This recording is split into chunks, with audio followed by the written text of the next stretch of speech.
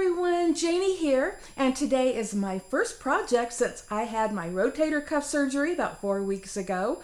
And am I supposed to be doing this? No. In fact, it's almost impossible, which means I actually can't record me doing this. It won't work. But what I can do is a slideshow process like I've done before so that you're seeing every step of the way.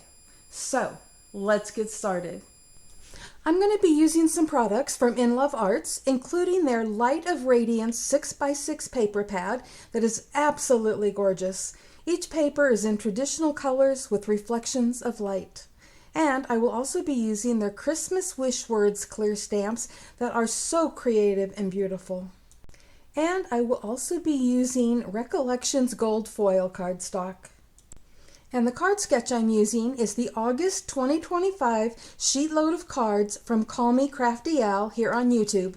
And I'll have a link below in the description box to her video where she tells you how you can get this printable download and all of the information you need to create 8 beautiful cards from 4 sheets of 6x6 pattern paper. However, today I'm going to make 4 cards, and actually 6 cards, but not at the same time. You can use pre-made card bases, but I'm making my own card bases using 8.5 by 11 inch cardstock and cutting that in half and then scoring it at 4 1/4 inches like you see me doing here. And then I just fold them in half, and I did that for all 4 of the card bases that I'm using for the first cards I'm making. Next, I took a sheet of that gold foil cardstock and cut 4 pieces that are 4 inches by 5 1/4 inches, and those will be for the background of my cards. And I used my Beacon 3-in-1 glue to adhere those to the top of the card bases. And now, those 4 are ready for the next step. I'm using these 2 pieces of paper from the Light of Radiance paper pad and cut out all of the pieces following the diagram and measurements provided in the sheet load of cards printout. Next, I'm gluing those pieces on 1 piece at a time so that you can see how it's done. But I also have a link below in the description box to Call Me Crafty Al's video where she also takes you through the process a little bit slower than I am.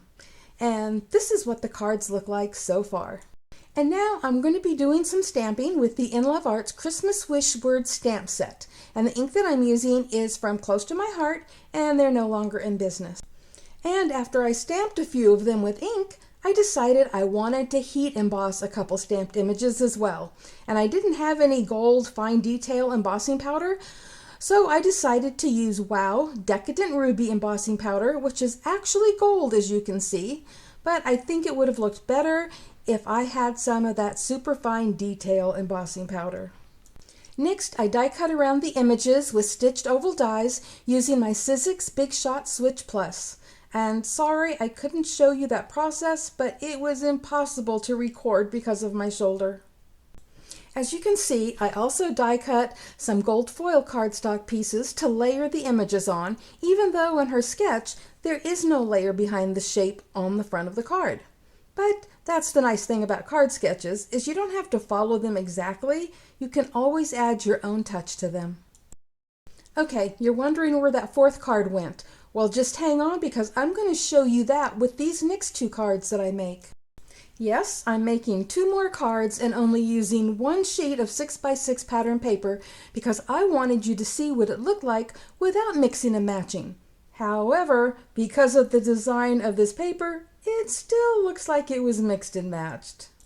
And for those 2 cards, and also the 4th card from the previous set, I'm going to be decorating those with these beautiful die cuts from the Not Too Shabby shop, and this is the Christmas Tea collection. And I guess I should point out that the sketch called for a circle for the sentiment or image, but I used ovals on all of them except for 1. Again, making it my own. Well, that is my first attempt at crafting since I had my rotator cuff surgery. And it was a little bit of a struggle and had to be spread out over several days, but it feels good to be making something. Thank you all so much for stopping by, and I hope this has inspired you to get started on your Christmas cards. And don't forget, there are links below to the products that I used today, and also to Call Me Crafty Al's YouTube video where she'll tell you how you can get that free download, and you can watch her put the cards together a little bit slower than I did. Happy crafting, everyone. Bye-bye.